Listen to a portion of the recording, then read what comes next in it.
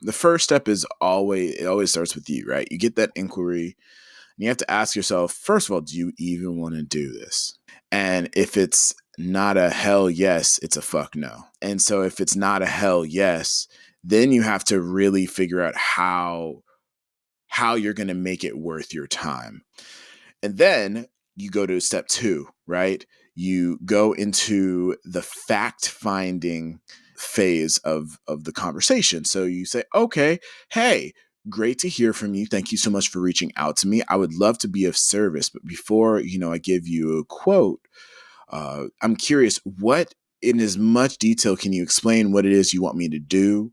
And as you get more experienced in this field, you'll know the right questions. Like Trevor said, is this going to be inside or outside? How long do you want us to play? How many guests will there be? With whom should we speak when we arrive?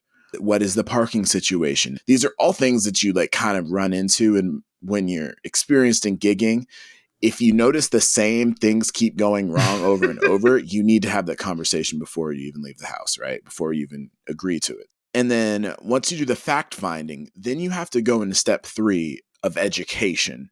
Because once you get the information and they're asking you for how much you're worth, then you need to kind of educate them. And this isn't because they're ignorant, it's because they probably never worked with you before, especially if it's new.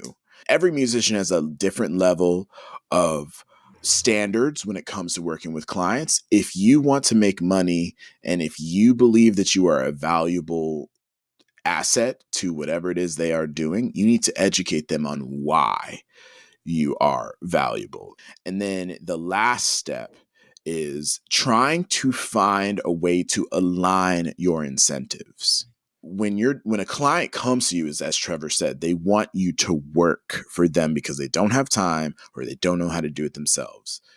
So it's easy to figure out what they want. So if you asked yourself if it was a fuck yes or a hell yes or a fuck no in the first step, then you need to take whether or not, if it was a hell yes, then your incentives are already aligned because you want to do this. If it's a fuck no, you have to do that mental math in your head to make it worth it for you.